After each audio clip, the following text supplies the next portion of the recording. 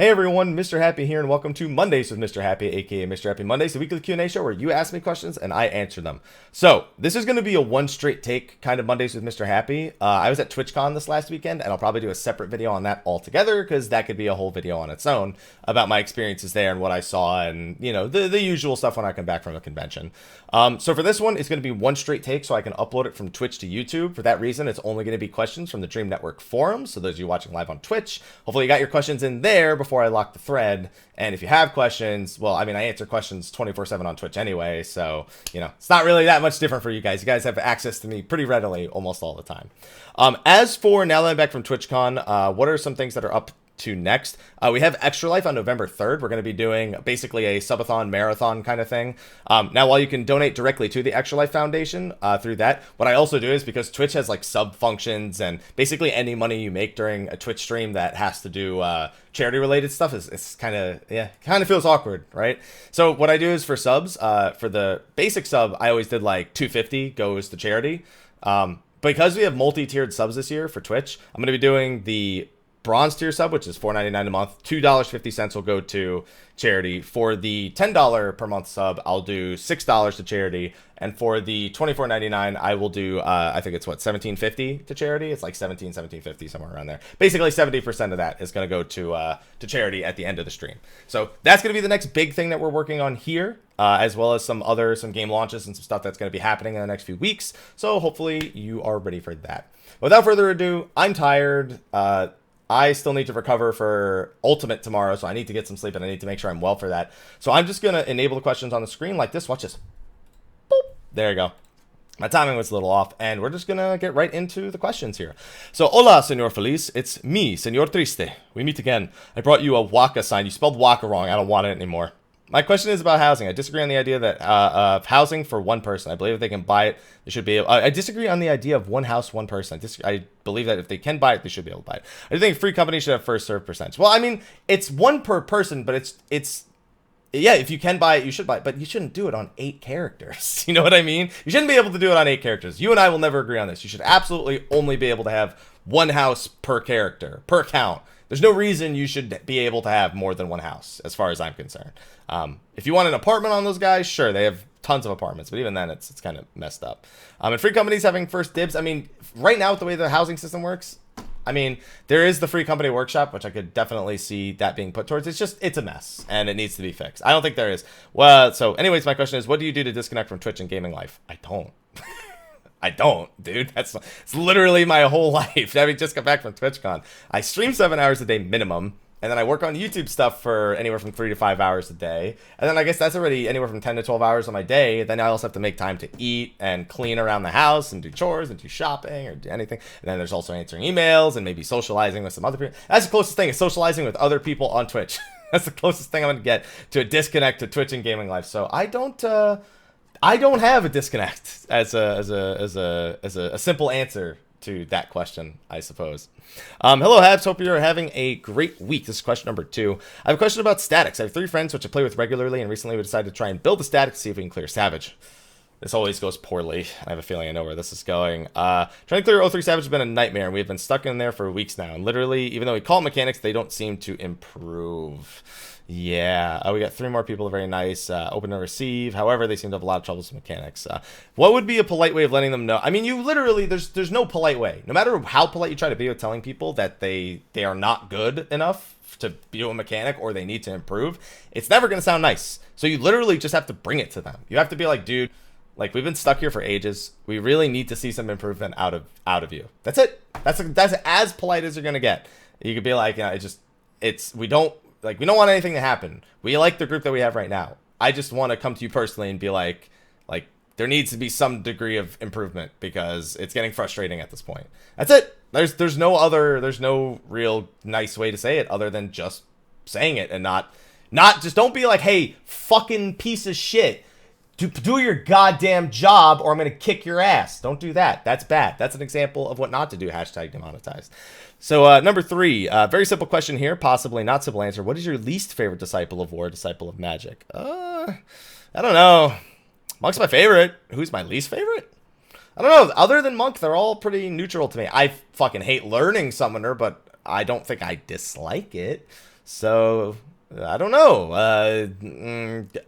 Black Mage. I guess I spent the least amount of time trying to like ever play Black Mage. Red Mage, I will say, is like the most boring for me out of all of them personally. So maybe it's either Black Mage or Red Mage. It's one of the two. I guess I can't really. I guess I can't really do that. And then we have number 4 here. Ahoy, Mike. For this week, we have a new PS4 gamepad, so I have 2 easy questions. Do you think we are getting any glamour system upgrades? They said they're revamping the glamour system altogether, I think starting in 4.2, so there's a yes to that one. Think we get character creation upgrade. Character creation upgrade, at the very least, would happen in an expansion, and honestly, I think they are more focused on doing things like hairstyles or actual armor pieces, because it's stuff that you don't have to pay to upgrade once you're in the game.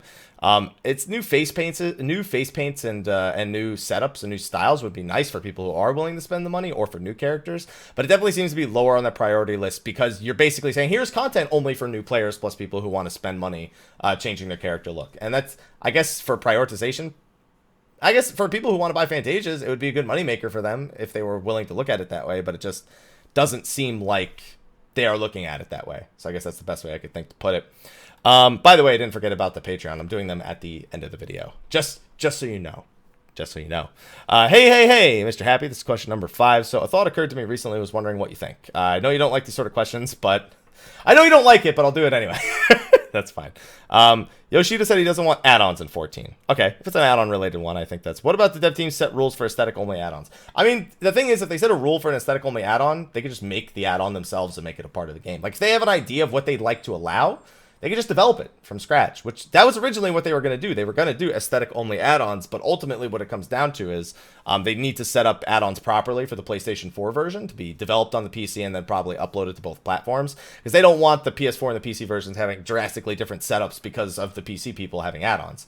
It's been proven possible to do add-ons on console. Other games have done it, but I think they'd rather just, if they have an idea of what they'd like to allow, I think they'd rather just develop it from scratch, like develop it in the game itself, so there's no ever that sort of problem doesn't occur altogether. And I think that's what we'll see from now, just constant UI upgrades and stuff like that, things that you'd be like, oh, what if we had an add-on that did this? Oh, look, it's in the game now. You know what I mean? Like separating the action, or separating the status bars being a solid example of something that normally I'd be like, oh, that's something that someone can make an add-on for. Why don't they let the people make add-ons, and then they do it themselves? So hopefully that's an adequate answer. It was more like an analysis of like why it kind of works that way or doesn't work that way. So I think that'll work. All right, question number 6. Hello, mister. I'm working on my monk now. Just got access to all the new shoulder tackles. Don't worry about them. Fist of Fire, and then you do Riddle of Earth if you need to save stacks, then you switch back to Fist of Fire. You'll probably never do a shoulder tackle that's not the Fist of Fire one. I can think of maybe 1 or 2 scenarios where the wind tackle is useful, and it's still even really not worth switching to wind form for. So just literally fire, and that's it, and I wouldn't worry about anything else. So anyway, that was actually the whole question, just looking down here. And the Earth, I mean, sometimes you might use Earth by accident after using Riddle of Earth and then forgetting to switch back to Fire, but there's almost no place where you're going to be like, man, yeah, let me do that, unless you like need to interrupt an enemy from like a spellcast or something. That's like it. But most people don't even do that. They'll just use the stun on shoulder tackle to do that, and then that's the end of it. Or they'll go with leg sweep or something like that. So going on to the next one, number 7. Hey, Hap, so what's the point of Grand Company gear? Dude, your guess is as good as mine. It's pretty good when leveling, to be honest. It's just that it's not very good for very long. And then some of it's glamour. And then that's it. Unless you mean the hunt stuff, in which case that stuff is purely glamour. So, yeah, no, that's the answer. That is ultimately the answer. Easy question, easy life. Number 8. Hi, I'm back. Waves. How's things? I want to say waves. Never mind, I waved back. All right, so fact delayed a week due to someone putting a box in a sunny spot by a window. Okay, so we got a few questions here. 1, since we got the 24-man roulette, you think they'll ever do an 8-man? I think for the normal modes, like I don't think Coil would be a part of the 8-man roulette, but for like Alexander normal and for Omega normal, I think maybe 5.1 we'll see it, because right now there would only be 4 entrants, or 4 tiers, and actually that's a lot of instances. Yeah, they could do it right now. It would have minimum 12 if they only did Alexander. It'd have 16 if they did added Omega normal in there. Yeah, I think it'll be on its way for the normal mode raids at some point. I don't think there's any reason not to do it at this point. 2, Warframe, eh? Nice spin that with that. Back when I only had 2 tile sets and 8 frames. Oh god. Let's see. Joking aside, you got any frames you're looking forward to? I just want my Valkyrie Prime, dude, for my Hysteria. Everyone says, hey, Happy, go get Atlas. And then they realize it's a joke because getting the Atlas frame sucks. So maybe one day I'll get it. I don't know. 3 in continuation of last week's "Am I a bad player?" question. I don't know what my DPS is. That require use of outside stuff. I mean, you're gonna have to do it. Like, you don't get banned to using ACT unless you go in game and start harassing people with it. That's the only way you'd ever possibly get banned. Anyway, yeah. Why'd you name your cat Aloha? I didn't. That was his pre-adopted name. I named him Dwayne the Cat Johnson, and we just left Aloha on the front of that. So that's his official name. Anyway, on to the next question. Number 9. Ahab, seems like it's more and more people are realizing that 14 has no gambits. So let's head for a question roulette. The mercenary, the soldier, and a community critical question. I like community critical stuff, so let's go with that. Do you think they should decrease the time for vote abandon from 15 to 10 minutes? I mean, I find myself so very infrequently in a situation where people need to give the fuck up. But if you think, if the community thinks so, then yeah, I don't have enough experience actually even using the vote abandon option. So I've used it like maybe 3 or 4 times total. Me personally, like, initiated it, and even then, like, I haven't had it initiated in my groups very frequently. So it's because I do a lot of pre-group stuff with people in the stream and whatnot. So yeah, I mean, it doesn't matter to me really. So if people want it, then it'll go down. If not, whatever. There you go. Let's see. Next one is, here we go. Hey guy, thanks for answering my free company chest question. I'm currently working on being more restrictive. Yeah, it sucks, but that's just how it had to work. I was doing hidden canals in the drowned city of Skull this week, and it hit me. Just who is the wealthiest? As a face of the 14 community, do you think that Ash has Godbert, Lolario, Mad King, Theodric B?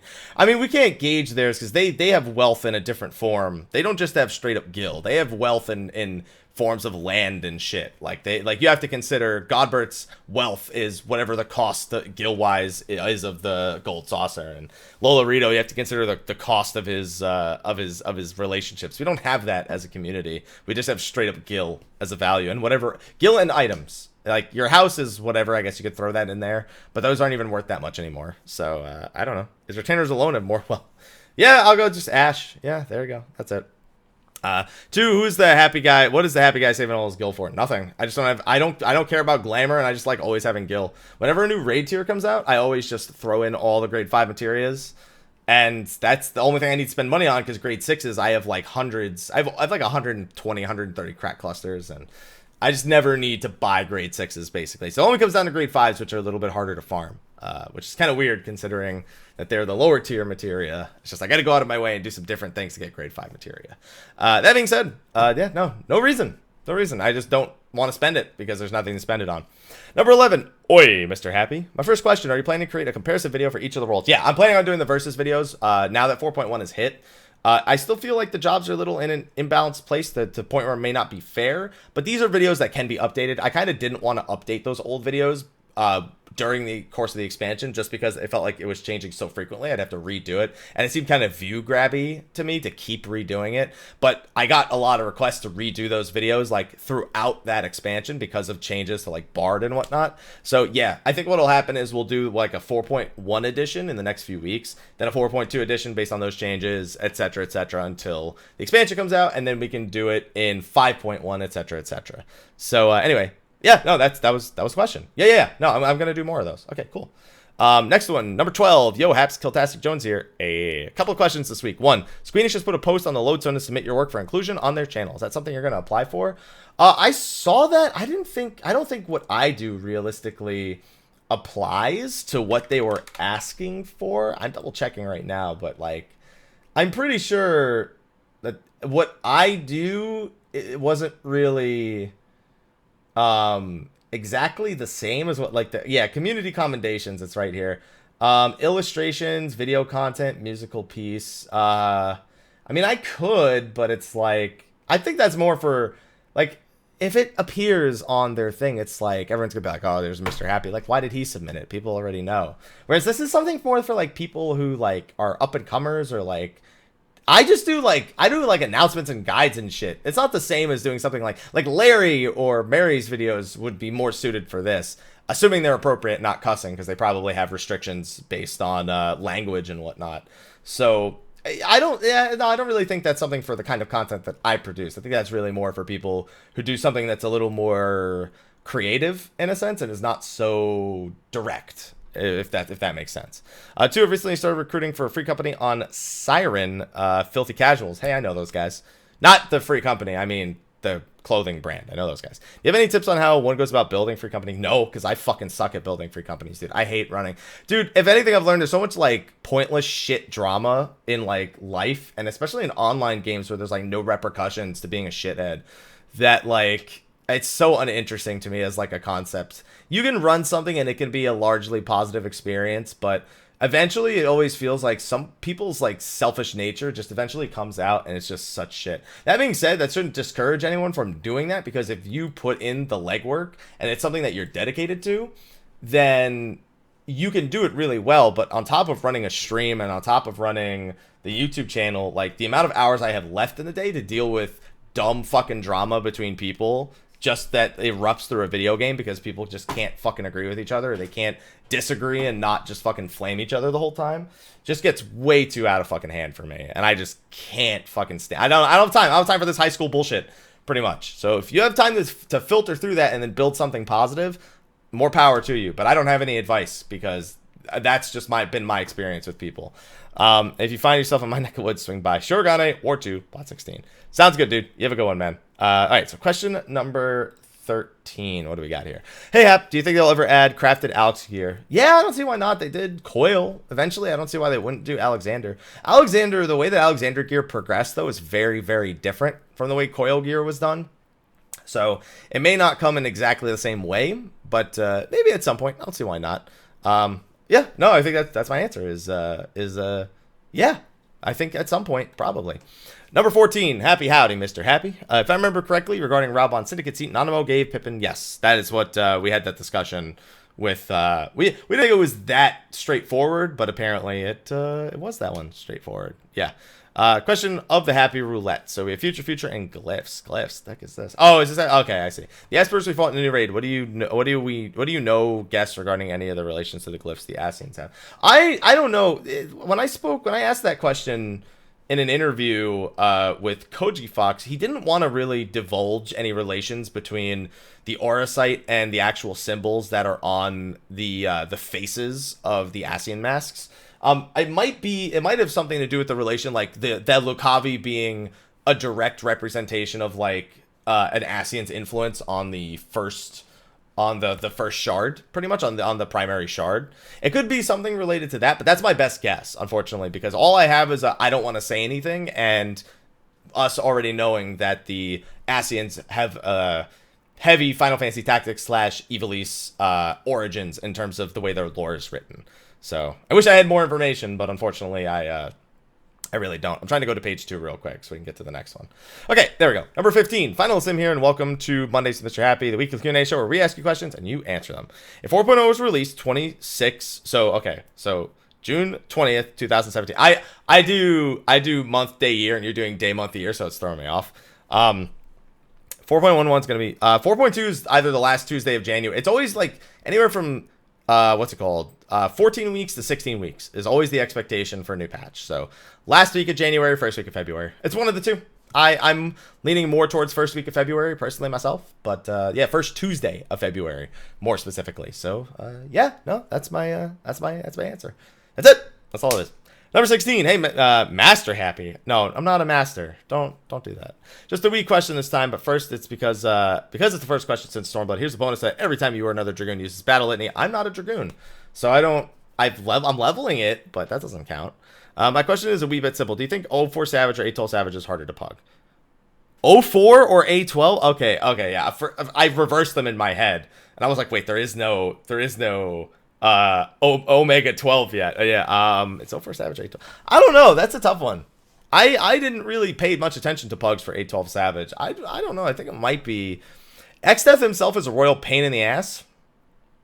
That being said, I don't know. I feel like 04 Savage might be. It might be. Oh, I mean, 04 Savage might be the easier one to pug. A12, I don't know. Things have really changed and evolved since A12, and there was a lot of things that people like just couldn't grasp about their job during A12 Savage, like prog time. I don't know. I think 04 Savage. I think 04 Savage is the easier one to prog. So your question is which is harder? I think A12 Savage might have been harder to pug overall. Grand Cross Omega is an asshole, but I don't know. I feel like I hear so many more successful stories about 04 Savage than 812 Savage. Number 17. Hey, Mr. Happ, how you doing? I'm doing all right. How you doing? Got 2 questions for you. No bonus since it's not my first time. You didn't need to say that then. I don't know what's. I don't expect it. Period. So there we go. How's it feel to see yourself in a Final Fantasy game? So for those who don't know what don't know what he's talking about, at TwitchCon this last weekend, I did an on-stage presentation for Final Fantasy 15's multiplayer expansion, Comrades, and they made me in their character creator before we started. And it was eerily similar to me. Like, they did such a good job on it. And that was surreal. Obviously, I'm not actually in the game. They just made me in the character creator. It's not like I'm a permanent character in the game. It was just eerie to see like how accurate it was, because I suck at character creators. Anyone who's watched me play Dark Souls knows this. So it was a hell of a time. Honestly, Matt Kishimoto's, I think his looked way more accurate than mine. Personally, that's what I think. But it was just eerie, dude. What's the fastest way to level up desynthesis? I just buy stuff from NPCs. There's like a whole list of exactly what you should do, like NPC to NPC. Like eventually you could buy like wedding gear and like before you hit to the hundreds mark. And it's also gotten a lot easier with the recent changes they made to the way that desynthesis is calculated. So you pretty much just look, what can I buy from vendors to rank up? What can I then buy with, I guess, seals or tomestones that's like free to level up? And then it goes back to vendors. You just try to just ride vendors as long as you can until eventually you get to like more current stuff where you kind of just use like expert raid gear, or you like craft the gear yourself to desynthesize it. Either of those 2 things work. Ash put out a guide for not all the desynthesis. I think he put out for one of them. But that's the general gist of it. For some roles, I think you need to get like house furniture. You need fish. So those could also change as well, depending on which one it is you actually need to be leveling. Okay, number 18. Misfits, why even show up? That's rough. Hello, Mr. Happy, and as you guessed, it's that time of the week again. I consider skipping this week as I thought the matchups were quite obvious without any room. Yeah. Man, this is another League of Legends question. Every week we've been talking about this with Worlds, so I think it's the most entertaining quarterfinals we've ever seen for League of Legends Worlds, but it ultimately ended the way everyone expected it to end. 2 Chinese teams, 2 Korean teams, just the one upset being Longzhu losing to Samsung, which was unexpected, definitely. Everyone had Longzhu pegged as like the scariest team here. So the fact that Samsung took them out gives them a pretty good shot to go all the way, because SKT's looking weak. Kokoma's going to have to like beat those boys into shape. RNG, they looked good compared to Fnatic. I don't know how they'll look compared to SKT, but I really don't know how they'll look compared to the winner of Samsung Galaxy versus WE. And let's be honest, Misfits threw away the draft against SKT, and that tower dive screwed them. C9 just gave them Galio. I don't know what else to really say about that. And C9 threw away the 2-1 also. Fnatic, at least they put up one good match, and then Samsung, dude, destroyed Longzhu. That was the biggest surprise, man, but that made that match way more hype. I don't know who to put at the top, man. It was just the quarterfinals weren't very telling. And if anything, if Samsung looks that good against every team, they should win, because SKT are not looking like SKT right now, and that's it. So Samsung Galaxy, let's see how that ends up working, man, because they're probably, now they beat Longzhu, who is my favorite to win. They are now my new favorite to win. That's just, I'm passing the belt on. Just like a natural passing of the belt. So that's where my prediction goes for that one. Oh, another league question. Oh, Mr. Happy, just a quick question. Does the Feast initial ranking work? I think it does. No, I think it just automatically throws you into bronze. Like, when I don't know, dude. Actually, it's been so long since I feasted. I don't know if I can say that with any confidence. Last I remember, it's just as soon as you like qualify, as soon as you get ranked, you just ranked at the bottom, and then you just build your way up from there. I think that's how it works. So yeah, I think. I'm pretty sure. There you go. Yeah, I'm gonna go with that. I'm gonna go with that as my answer. Okay. Anyway, number 20. Hey, Mr. Happy. It's been a little while since I last asked a question, but I do have something that's been bugging me. I've been taking your advice, continuing the story, but also been grinding Pharaoh Series hard mode for the Plague Doctor coat for your Scholar Glamour. Now that's a man who knows how to skip to endgame immediately. Okay, so my last question, I've swapped from controller to keyboard, and that's where my question is centered around. No hotbar setups and HUD placements, specifically targeting enemies I want to be targeting. I've had a very hard time targeting enemies I want to be attacking with tab. Yeah, there's tab settings. You got to mess around with those, dude. And honestly, I've gotten very used to spamming tab to get to the right target, or just straight up clicking the target that I want to attack. But that takes quite a bit of practice if you're moving from controller to to keyboard or mouse. But there are settings that you can mess with for tab targeting, and I just recommend that you find those and mess around with them until you find something that works correctly for you. Unfortunately, I don't really have much better advice on that, because that's what I did. And I don't even know what my settings are, because I did them like, I don't even know how long ago, but it's been a long time since I last messed with those. All right. Number 21. Good. The closer we get to the end, the sooner I can open the door behind me. It is 101 degrees in San Diego right now. Number 21. Huzzah for last minute questions. While I don't necessarily feel the change is needed, excuse me, I've seen multiple threads, Reddit posts asking for the 24-man raids, by extension Omega Normal, to have guaranteed token drops per run instead of RNG. Do you think that making it so you have to run, say, Ravenasher 20 or 30 times to get a guaranteed drop of your choice would be a good idea? Oh, you mean like, okay. So you're not saying like an auto drop token and you go to hand it in. It's like the way that, yeah, the way Omega Normal works, the way Alexander Normal worked, where it's like, here's a token for your legs, and then when you collect enough of the leg pieces, yeah. That gets a little rougher, because you need to recalculate the number of tokens that are needed. I guess technically you do 1-to-1 token-wise for Ravenastor. And yeah, I guess I'm not really opposed to that idea. I kind of like seeing actual loot drop. I'm not a big fan of like when just tokens drop into the loot list. I'm like, all right, well, I'll trade that token in for something. It's not as exciting as getting the item right then and there, but that's just a feeling thing. That's not like a practicality thing. I'm not opposed to the idea. The token system is, if they do a token system like the Omegas, where it's just like, you get the leg piece, and then maybe you need 2 weeks in a row for the leg piece. I don't know. I guess it would have to be worked on more specifically. I need to look at more specifics of like the scaling for that, of what would be applicable. But I'm not opposed to it. It's got to be a little bit different, because it's 4 instances in Omega Normal, and it's 1 instance for Ravenastor. So the scaling definitely has to be done considerably differently than the normal mode raids are done.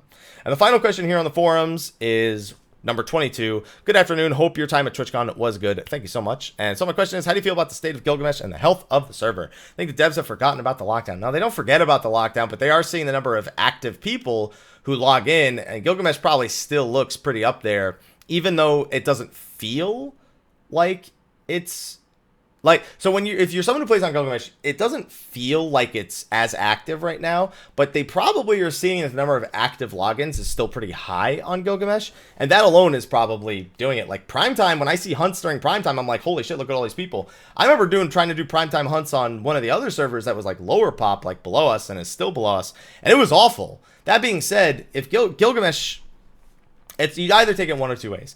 Either Gilgamesh deserves to be unlocked, because there's a bunch of unlocked servers that have higher populations now, or you lock the servers that have surpassed it and keep Gilgamesh locked. I think they should just unlock Gilgamesh. I think Balmung at this point is the only server you can't unlock. But even then, I feel like they might want to look at a different approach for trying to incentivize it. I think the Road to 60 buff was a good idea, and I think they should look towards incentivizing the less populated servers more directly. But another thing is that the raiding scene has become so much more spread out because of the cross-server party finder, that Gilgamesh isn't like, no one has to be on Gilgamesh anymore. It's not like it'll automatically suck up all the players because they're looking to raid like that used to be the case. It's now about which data center you're on and who you end up meeting in the party finder. So it's hard to say. I think the health of the server has declined substantially, and I think it is because it's been locked down. But the question of what is the right thing to do is not something I have the information nor the background in sort of statistics, especially because the statistics that we have are not reliable statistics. They're basically statistics that the only statistics we could have publicly made available to us, and it's based on our interpretation and what we're looking for in the patterns. So I think you can open it. I think Balmung might be the only server that is still like not viable to be opened, plus some of the servers on the other data centers. But it's a slippery slope, because if you open it and then everyone's like, oh good, Gilgamesh finally open, and then I've been waiting for, my friend's been waiting for me for that to open so I could join, and then everyone joins it, and then it creates a problem again. It's tough. I need more data, basically. But the health of the server has declined, and it's not good. It's really, really, really not good right now. But anyway, that's going to be a wrap for Mondays with Mr. Happy this week. Did it all in one take. My throat is killing me. I need to go get some water. But before I do that, I do have my sponsor list to go through. I've been flip-flopping back and forth when I do it at the beginning of the video, do it at the end of the video. As long as I do it in the video, I know I'm happy. So, for anyone wondering, since YouTube's been demonetizing a lot of the videos on the channel, and I don't want to like say, oh no, the video can't go live till it's monetized. I'd rather just post it demonetized and then do this thing that I do right here. So we've started allowing people to sponsor Mondays with Mr. Happy and State of the Realm. And so every week we shout them out either at the beginning of the video or the end of the video. And so I have a bunch of people on this list, and I'm going to say all of your names. And hopefully I have the fully updated list. It looks like I do because I see a name I just added today. So it'd be really, really bad if somehow I missed another name as well. But also, if you're someone who is sponsoring and you haven't just sent me your name to be on this list and you're in one of the tiers that qualifies, be sure to take a look at that. But anyway, first of all, we have our standard sponsors. We have MrSynestrrr, Argoti, Fafarian, Rendil, Giraffeswillrule, and Stevie-Rex. For our elite sponsors, we have Sour Cream and Chives from Jenova, Velestra of Famfrit, Kurenai and the Reckless Tea Party on Cactar. We have Ignis Fairgun from Diabolos. We have Goetia Valefar of Siren. We have Jean-Francois. We have Themacholuis, Hersh, Fersh of Faerie, Phoenix Down Free Company on Goblin, Serren from Zodiark, Renoit Chikara, and those are all of our elite sponsors. And then we have premium sponsors in the form of Nako Nayame of Balmung, Ira and the Avon Blanc Free Company on Zodiark, Janua Odin of the Tonberry server, Private Mikey, Obai Joshamsi, Spike, Nadi and Kurasame, Rudy Rudiger, TinColossus, Khuja Cross of the Jenova server, Ahmed Kurenai Oni Abdullah, Killerhackman, Raul Jr, Darklight 2013, Arthur Emil Gaming Bishop, and Kiltastic Jones. Those are all of our premium sponsors. And those are all of our sponsors in general that at least have given me a name to shout out on Mondays and on State of the Realm. On that note, though, I'm tired. I might spend a little bit of time live streaming some Warframe before I go to sleep to get ready for Ultimate. But I need a fan in here, and I need some food and some water, and I need some fuel in me. So I'm going to go take care of that before I decide if I'm going to play more Warframe. Thank you, everyone, for watching this on YouTube. Be sure to ask your questions for next week's Mondays with Mr. Happy in the description of the video on the forum that's listed there. Those of you on Twitch, sorry there's no Twitch section this week. There will be one next week when my schedule has kind of evened out, although with potentially moving to LA very, very soon, that may not work out exactly the same as I want it to, but I'll do my best to make it work out that way. Thank you, everyone. I will see you all in the next Mondays with Mr. Happy, and until then, take care. All right, and now I can wait a few minutes, and then I can post that to YouTube, and then I can get some water, and then we'll be good. What's going on, Jim? How you doing? Ellisan Le'ore? Yeah, no, I didn't see that name. You're right. Where is that? Hold on. I might just not cut the video right here. I might just, oh yeah, they're down here. They're a standard one. They're on the list, but they were cut off. Oh, they were cut off. They were on the second page. They were the last name on the second page. Oh, Ellisan Le'ore. All right, good. You know what? I'm just going to include this in the video then. We have one more person to shout out. They just ended up on the next page. That's fucked up. Ellisan Le'ore. I'm just going to continue the video from here, and then I'll just, whatever. It's whatever. I'm not editing it, so fuck it. There you go. And I'm going to put them, I'm going to rearrange this list now that I have some time. Anyway, I'll make this the end of the video for Mondays with Mr. Happy. So I'll see you guys next week. Thank you, sorry, Ellisan Le'ore. And you can thank Naku Niyame for being your live reminder that you were, for some reason, on the next page. So thank you, and I'll see you guys next week. Until then, take care.